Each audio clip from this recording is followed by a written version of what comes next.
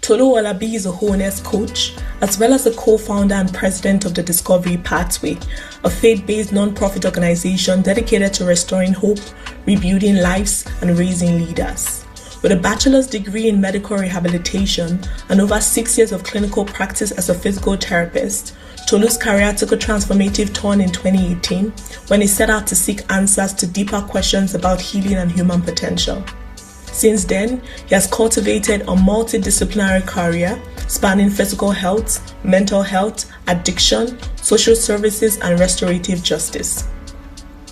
Tolu holds advanced training, diplomas and certifications in cognitive behavioral therapy (CBT), trauma-informed care, substance use and concurrent disorders, harm reduction, conflict restoration, motivational interviewing, neuroplasticity, and emotional intelligence, among others. His professional experience includes roles in addiction recovery, harm reduction, disability services, intense care management, and restorative justice, supporting individuals and families through significant transitions and challenges. As a leader in holistic trauma-informed and faith-rooted care, Tolu is driven by a purpose to help others discover their inherent potential and live impactful lives. His approach combines evidence-based practices with practical frameworks for transformation at the personal, family, and organizational level.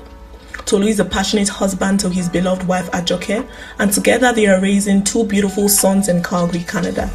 Tolu brings a wealth of experience to the subject of building formidable family systems in today's complex culture, equipping audience with the actionable tools and insights for lasting change. If we are going to solve the world's most pressing problems, we must pay attention to what is happening in the smallest unit of the society, talking about the family.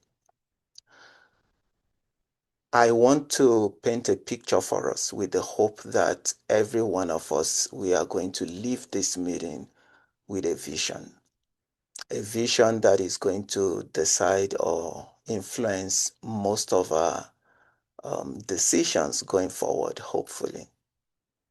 And I'm going to start by saying this: the future of every nation that you see is not shaped in parliament. Is not shaped in the Senate or whatever it is that is called in your country. The future is shaped in the homes, quietly in our homes. What we see in government, what we see in politics, in sports, even in the religious sectors and different other spheres of influence are consequences of the quality of mind produced in the families over a period of time. In other words, the environment you are in, the culture that you have absorbed has a way of discipling, or that you have exposed your children to has a way of discipling your children on a daily basis. And if we are not intentional about building, culture is going to do a more effective job than we do. In other words, there is a call for every one of us to be very conscious and intentional when it comes to family building. My session today is not about perfect parenting. It's to help us see the environment that we are living in today, the reality, especially for those of us that are raising parents in a culture that is different from our home culture. And this is applicable even to those that are living in their home country as well. We are raising children in a culture that has projected different qualities that seem to be opposing to many of our desires when it comes to what we hope to see in the lives of our children. And a typical example of those qualities is we see in our culture that there is what I called roles being redefined, truths being distorted. We see authorities being undermined, values being confused. We see identities that are fragmented. We see how disconnection has been normalized in our society today. And many of you may not fully get what I'm saying. From my work experiences over the years, for about 8 years now, have had the opportunity to meet people in the lowest phase of their lives, from teenagers to youth to adult in different it's not even about a particular profession. I've seen people that are professionals, engineers, doctors, paramedics. I've also seen youth that are navigating the educational system. I've seen those that do not even have the opportunity to continue their education. I've worked with individuals that are homeless. I've worked with individuals that are, suffering from one kind of addiction or the other, or mental health situations. So I've seen people in the lowest phases of their lives. And I can tell you that the characteristics that we see, or the qualities rather that we see in our society, is not one that you and I as a parent want to expose our children to without having a backup plan. Because we are not going anywhere. We are in this society, we are in this environment, and we need to have a backup plan. And that's why we are here to, to help you see that there is a backup plan. It is not an hopeless situation. There is a way to raise a formidable family, even in the society that we are living in today. And if we are going to raise this formidable family, there is one thing we need to do, which is to change our perspective. We need to change the way we see family. We need to go beyond seeing families as relationship or the emotional connections that we have with each other. It's beautiful, but we need to go beyond that, because what we are battling against is, it has nothing to do with relationship. It's stronger than that. We are talking about systems. And you can't use relationships to fight system. It takes a system to fight another system. It takes a kingdom to fight another kingdom. You can't see individual fighting a country and succeed. It takes a country to wage war against another country. So every one of us as parents, we need to approach family as a system. Because the danger in our society today is that if we are not intentional about building our children in a formidable family system, then the culture will build them for us. Let me give you an example. When you look at the justice system, for example, which I'm pretty much familiar with, I'm currently in the restorative justice system. So I have a lot of relationship with, the crown, defense, lawyer, the court system in general. And I've had to work with a lot of youth from age 13 up to adults till 99 years of age. And I can tell you some of the things that I've seen. I'm hoping I'll be able to share some stories with you towards the end of my presentation. So stay tuned for this story. So when you look at the justice system, the justice system was not actually the system that was in place in the first place to bring about justice to conflict within the society. The modern justice system that we know today came in the 16th to the 18th century. And the reason why that system was put in place is so that, they can inflict some suffering as deterrence, so that the offenders can be shamed, so that the state can demonstrate power. Oh, I forgot to share my screen. Okay, I'm going to do that now. Okay, I'm so excited to add value to each of our lives, and I forgot about sharing my screen. Okay, let me know if you can see.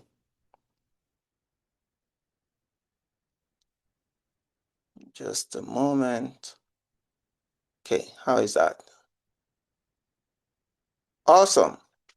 So yeah, this is what I was sharing the other time, talking about the society we are living in today. This is our reality. Just imagine that. So the justice system, as I was saying, this is what, this is why it came in the 16th to the 18th century. But prior to that time, the priority of justice was not to inflict any form of suffering. As a matter of fact, it was not to shame the offender. It was restorative in nature. Justice was communal. You see elders, they sit together to mediate conflict. You see restitutions from offenders. And the goal was to repair, not to remove. When you go to the educational system, when the modern educational system came on board as well, you realize that the goal was more to bring about order and uniformity. It erodes the uniqueness that each and every one of us has as a human being. We started to talk about career instead of calling. You see that? Whereas there is there is nothing we can do about the systems that we see today. The justice system, we still have the punitive system ongoing, even though there is a restorative justice by the side, which is upcoming. We have the educational system. They are not going anywhere. So the goal is not to remove them. The goal is to reclaim the role of the family in the lives of our children. Although the educational system prepares our children for the society to join the workforce, it is the family that really prepares them for life. And this is why we need to see family as a system. If we are going to restore formation at home, then we have to see family as a system. If we must reclaim the identity of our children, if we must reclaim moral authority, if the family must reclaim emotional safety and purpose transmission, then we must see family as a system. And how are we going to transition into seeing family as a system? Every system has pillars. And I'm going to introduce you to 4 pillars that makes for a family to become a system. Okay, if you need to take a screenshot, please do. If you need to write down, please do. The first pillar is what I call vision, which I believe is the most important of them all. Vision is the snapshot of your purpose, because every child, including you and I, that comes into this world comes with a purpose. There is no manufacturer that made a product without a purpose. As a matter of fact, purpose precedes product. You see that? So every child, your children, male, female, they have a purpose. And in order for you to nurture them into that uniqueness so that they can manifest, maximize their potential, we need to have a snapshot of their purpose. And that's what we call vision. And this is the same with a family, because every purpose must be nurtured in an appropriate soil. It's like a seed that you need to plant. You see that? So as a parent, we have a responsibility to have a vision for our children, a vision for our family. That's why in the Conscious Parent Academy, our framework is 3 steps, right? It starts with the parent, which is the leader. Then it goes to the parent going through a process of healing themselves, where they can heal their mindset, their perspective, to the end that they can curate a family system which will become the soil upon which these seeds that we call children will grow up and become the best version of themselves and live their most impactful life. It starts with a vision. And the question of vision is, where are we going to? What is our destination? What is it that we want this family to be known for? What is it that you desire for your children? That's the question of vision. Without wasting our time, I'll jump to the second pillar, which is connection. When you understand the vision, or when you have a vision for your children, then the next step is connection, because you cannot lead without connecting to whoever you want to lead. Leadership is about inspiration. You want to inspire people so that they also can walk on the same path that you are already walking on. Because if you are going nowhere, you can't lead anyone. So vision gives you a destination, and purpose is the journey that leads you to the destination. So you want to hold the hands of your children to walk the path of purpose to the end that you get to that destination, which is the vision that you have captured. And it takes connection to do that. Connection brings about emotional safety. Are we safe with you? That's the question that your children is asking in their mind. Am I safe to open up to mommy or to daddy? Do you have the time to gift your presence to them and your attention? It speaks to connection. You see that? Connection creates the communication pathway as well. And then we move to the next pillar, which is identity. When you are able to establish a connection with a vision in mind, then you can begin to invest into the mind of your children to the end that they have a sense of who they are. Because it is possible for a product to be created in a certain way, but when it gets to the hand of the user, if the manual is not well read, it can become a disaster in the hand of the user. So even though the creator has spoken about the destiny of the child even before the child comes, there is a need for the child to identify with their identity. And this is the assignment of you and I as a parent, to help them unfold gradually to the point that they can have the right sense of identity, so that they can begin to live out, the design that was put in place even before they find expression. And the final step is structure.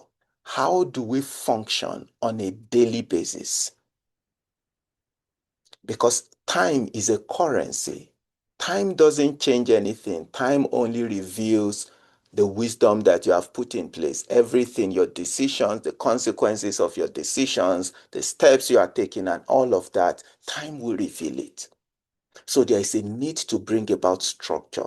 Structure is putting a methodical system in place for the administration of knowledge in order to educate your children to the end that they can live their most impactful life, even as they are growing gradually in the family environment or the home environment. So these four pillars are the foundations for building a successful family.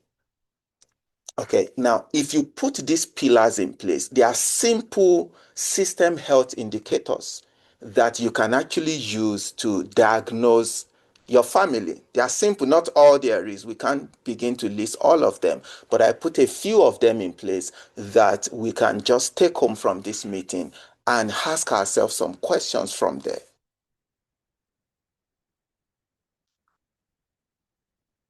And these are signals. Okay, this is not an attempt to talk about, the fact that you are not doing something well. It's not a tag for failure or for success. It's an indicator. It's a signal. It's an opportunity for us to diagnose ourselves and see the health of our family. And there are many other indicators that we can use, but these are few ones that I put in place just for the purpose of this presentation. When you establish the four pillars that I just showed to you, you begin to see that there are clear roles in the family. You begin to see that there are shared values, because now you have a vision for the family. The vision dictates the values, and every member of the family understands the values within the family.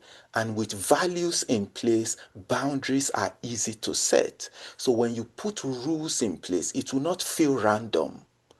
Discipline will not feel unfair. You see that? The children have clarity. They can predict what is going to happen in their home. They know where they are going. There's communication pathways. They know that they can communicate their intention to their parent, they know that they can open up without being shamed. There is emotional safety. There is accountability. All of these things, they are part of the indicators that helps you to, just diagnose the system that you are operating right now. Now, I need to reset your expectation at this point because when it comes to building a formidable family system, we are not talking about a perfect family. This is not about having a perfect family. No, this is not about having a conflict-free family. It's not about having a challenge-free families. As a matter of fact, conflict and challenges are good because they are also signals that helps you to establish further understanding that will ground both you as a parent and your children in the vision that you are trying to achieve within the family. So we are not talking about perfection. We are talking about building. I hope that makes sense. So a formidable family is a family that is rooted in identity. You know who you are. Is a family that is structured by values, is a family that is anchored in love, is a family that has resilience even under pressure, is a family that is able to adapt without losing the truth. Remember, we are not going anywhere. We are in this system. So every family with a robust system must be able to adapt without losing their truth as they journey through the system that you are currently in. I've taken the time to study some of my encounters with individuals that I've had to work with, especially within the restorative justice system, where I facilitate dialogue between offenders, victims, crime impact session to help individuals, especially youths from the age of 13 and above, to reflect on the consequences of their actions and the impact of those actions on themselves, on the victims, on their family and the community at large. And I've seen patterns among immigrants, first generation immigrants, second generation immigrants, and even those that are not immigrants. And I took time to highlight a few of those patterns that I've noticed. Because if you do not understand patterns within your environment, it will be difficult for you to curate system that will be able to stand strong even amidst everything that is happening in that environment. And part of what I've noticed is an average youth, 15, 14, 13 years old. I'm amazed that many of them already have the language to express the fact that their parents are struggling, that they are poor, they are not doing well financially. They would say, we are immigrants, we came to this country, and my parents are struggling a lot, they are going through a lot, and they do not want to be an additional burden to their parents. And the only way they would succeed in doing that is to adopt whatever it is that, whatever opportunity that presents itself to them. And many times this gets them in trouble with the law. Individuals have had to get weapons to rob other people of, their belongings just because they do not want to put burdens on their parents. You see that? So many of the immigrant parents are living in survival mode. And it's not because they choose to live in survival mode. We are immigrants as well, and we understand the pressure that we face as an immigrant. They're having to work 2 jobs, 3 jobs, and in order to keep the family together and put food on the table. But many times we never really pause and ask ourselves questions. These children are beginning to fill the gap. And I've seen that. Another thing they would say is they do not want to be like their parent. I've had individuals that had to engage in, criminal activities just to get things to resell again and make money. and saw the need to have a mentor. And guess what? Took a drug dealer as a mentor, someone that was deported from a country, and then painted a picture that, oh, I'm living large now. I said, this person, the moment I turned 18, I'm traveling to wherever that my mentor is, and build a life there. At the age of 14, imagine already checking the vehicle of your teachers. That I noticed that even our teachers are not using vehicles like BMW and Benz. So even to going into the workforce is not the way out. And all of this is motivated by the love that they have for their family. A family that is living in survival mode, that makes their challenges to be visible to their children. You see that? Another one that we have seen is for immigrants. Just recently, I had to work with an individual who also is an immigrant and a firstborn in the family. And I've seen this trend as well, especially for firstborns. They become parents prematurely. They carry the burden of the family. They see themselves as the person that should shoulder the responsibility of the family.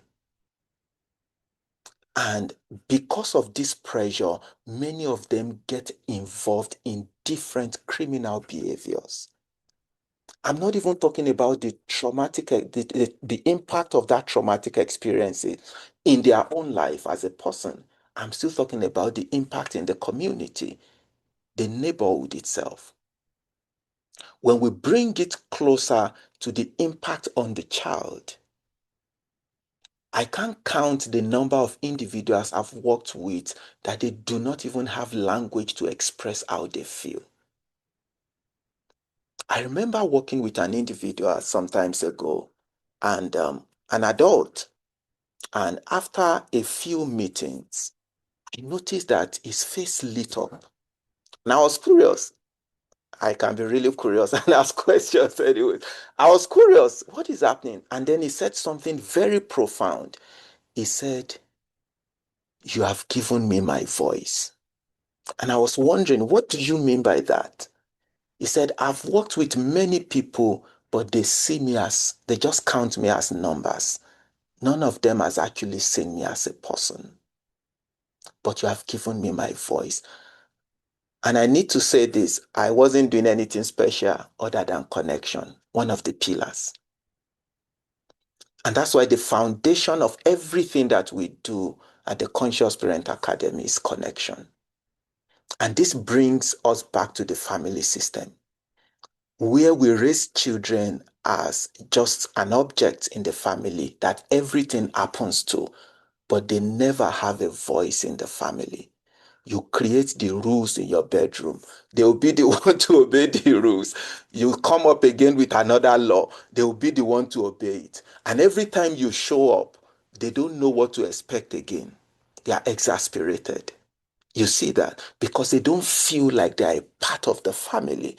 Because family is the first place where a child feels that sense of belonging. That's when they start to feel like they are part of something that is bigger than them. And if we rob them of that opportunity, it means we have deprived them of something bigger as they grow up in life. Because the impact of the experiences that the child has, you won't see most of it in their childhood. Most of it will be seen in adulthood. My wife was sharing the other time about the impact of her experiences as a child in her adulthood. You see that? And I've seen this pattern again and again. And this is why we also have a children discipleship framework that we have built to not just help the parents to know how to create that home environment where their children can be nurtured, but also to equip them with the knowledge that is needed to approach their day-to-day living.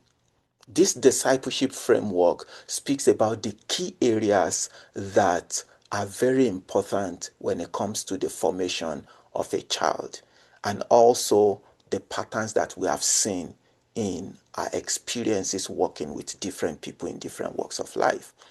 So as you can see on your screen, if you want to take a screenshot, you can do that. Identity is a big part.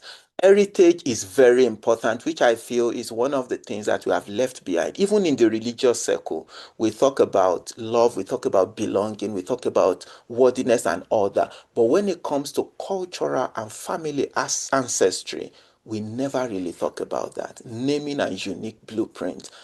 If it is just for this one, you should be in the academy. I actually met a young man, and we just started having a conversation. He walked into our office, and I was asking him how he spent his weekend and all of that. And the conversation got to that point where I got to realize that he was not originally from here. So I asked him where he came from. He told me. I was like, when was the last time you went back home? And his response was interesting. He said home was no longer home, that the last time he went, it was not the home that he left behind. He said, where I am right now is not my home. The place I should call home doesn't feel like home again. So I see an individual that is just on a perpetual journey, that is running consistently without having a place to pause, to relax, to reflect. And that's what home is meant to do. And that's why this framework is very powerful and important, that every one of us needs to understand the role of cultural and family ancestry when it comes to raising the next generation. This is our vision. The vision for the Conscious Parent Academy is to empower 1,000 parents and reach 3,000 children by the end of 2026. It's a bold vision, and that's why we are inviting you to be a part of this. It's not a program, it's a movement, and it starts with you and I. The price of a healthy family, the price that every one of us as parents will need to pay in order to sustain a healthy family, is time, presence, and emotional engagement. I want you to just pause for a moment, because this is the last thing I'm going to say. Pause for a moment.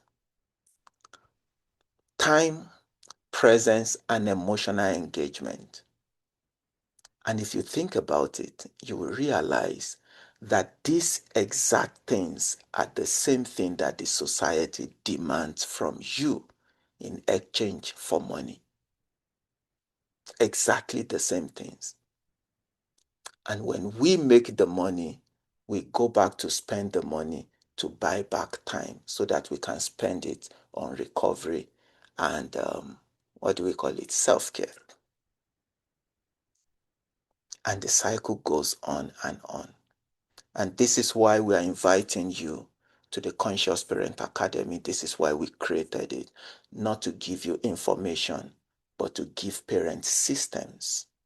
Part of the things we cover is how to move from survivor to significance, how to give our children an abundant mindset instead of scarcity mindset, how to redefine success, building wealth as a family, understanding the invisible forces that shapes life within society, within our societies, leadership and legacy. These are just a few things that we are going to be focusing on in that academy. And at this point, I'm going to put a stop to to all that I'm sharing with you. But I want you to know that if we want to stop reacting to everything that is happening around us, we need to start building intentionally. So the real question is not, do I love my children?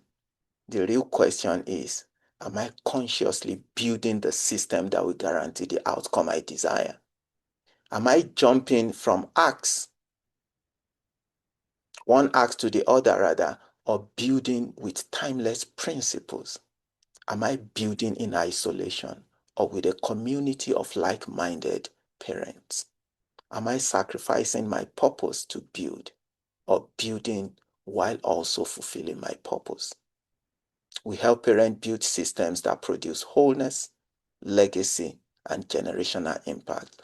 Without this important, without abandoning their purpose. Thank you.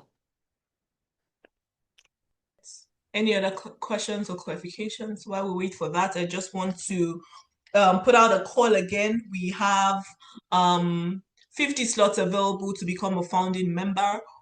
So in order for you to enroll to be part of that, the link is in the bio, and you can click the link and you'll get more details in the website that the link is going to take you to. I think I see a question here. Let me see. Okay. Question: how do we let our kids know that they are not and should not feel the need to support parents at that young age? I'm going to repeat the question. How do we let our kids know that they, okay, how do we let our kids know that they are not and should not feel the need to support parents at that young age? From our speakers who want to go, Tolu, would you like to answer this question? I think that this is in line with some of the things that you spoke to. When you look at, which I think I touched briefly, the most important thing, which is the foundation, is connection. Connection is very important. But the downside to connection is that it also exposes your insecurity as a parent as well. And that is why when you look at what is on your screen now, the first step to building a family system is the healing of the parent himself. The greatest impact of healing journey is felt on the mind, the change in your mindset. Because the way we communicate with our children is very important. Every child comes with so much expectation, and those expectations are met via connection. You see that? Because the human framework depends on connection and dependency. Whatever you connect with, you depend on. So when we are communicating with our children as a parent, we must be very careful not to project our own fears towards them, not to project our own insecurity towards them. Let me give you an example. We are immigrants as well. And the other day, our son came back home, and he started to share about a game that he played with his friend at school. And anyone that wins the game, one of the friend, anchored the game. Anyone that wins the game, they will have to, there is a reward, which is money. And the friend said that they got the money from home. Apparently, the friend stole the money from home. And my son said he won the game, but he rejected the money. And we asked him, why did you reject the money? He said, because I know we don't lack money. We have all we need. Now, and that's true. But that's true when it comes to what we have communicated to them, the abundance mindset. And so I told us that when we establish connection and the communication pathway is there, it's very easy to set boundaries as well. The fact that you want them to know that you are there to provide for them doesn't absolve them of responsibilities as well, but you need to set the boundaries. Responsibility is not, don't do this because we don't have money to do it. If you break it, there's no money to pay for it. Oh. No, that means you are passing the scarcity mindset to them. Okay. Answer the why question. Many of these challenges will be solved if, as parents, we are equipped to answer the why questions. And I always say this, one of the greatest expression of love from a parent to a child is by answering their why questions. You'll notice that every child at a certain age, from age 3, 4, 5, 6, and above, they'll begin to ask a lot of why questions out of curiosity. They are trying to form their own sense of identity. And if you want to love them at that point, you don't just love them with emotion, you love them with knowledge by answering those why questions. I hope that makes sense. Just in the absence of any question, I think that previous question has been adequately addressed. And if there are follow-up questions, do feel free to reach out to us. So you can always reach out to us as well if you have questions, or if there are specific resources that you are looking to find as well for parenting, or if you have questions about the academy as well, please feel free to reach out to us. And just one thing that I wanted to share here as well is just this crisis of access. So the point is not that as parents we don't have access to the information on different things about parenting. But the truth is that there are many parents around us. I have a worldview that says that everything around us, everything we see is about parenting. So for instance, when a child becomes an adult, we don't ask them what kind of food they were fed with as children. We ask them what kind of information, was fed to their minds. And this is what actually determines the quality of adults they become. And so in that sense, if we walk it back, we then begin to see that all the agents of socialization, for instance, that we learned when we were younger, the media, religious organizations, our peers, all those people in one way or the other have parented us. And in fact, social media right now is a very, very big player in the parenting game. So it is parenting us by shaping our minds, by shaping our convictions. But what I always say is that, there are many resources out there that we can find. But when the going gets tough, when we have questions, who do we turn to? What community do we belong to? And also when the going gets tough, it's harder to stick to something that is just maybe a hack that we found somewhere. And also in many cases, these things are not even, contextualized, because many times with parenting, we talk more about principles. And I hope that that's something that has been communicated throughout this session, is that it's more about the principles that undergird what parenting could be. And then these principles are taken into unique family situations, distilled to ensure that it fits into the current family situation, also the kind of children, because we all know that it's not one parent that raises 3 children. Each of those children will experience a different parent. And that's just the reality of it, because every child has their uniqueness. So we are going to apply these principles in our own parenting landscape and then begin to see the results. So of course, there is a lot of access to information, but wisdom usually would come with a cost. And this is where we have to bunch together into communities as well to ensure that we have that support. And then there's this idea of it takes a village to raise a child. And as immigrant families as well, we all know that we don't have that village around us. So this village is something that we are intentionally curating as well through the academy. And we hope that you will join us as we go along on that journey. So I'm going to pass it on to our hosts to just round up the session. And thank you once again for joining in.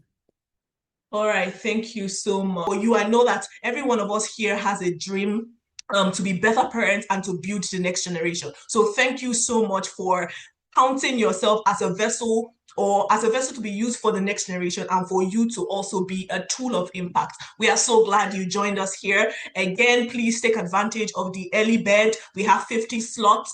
Click the link that is in the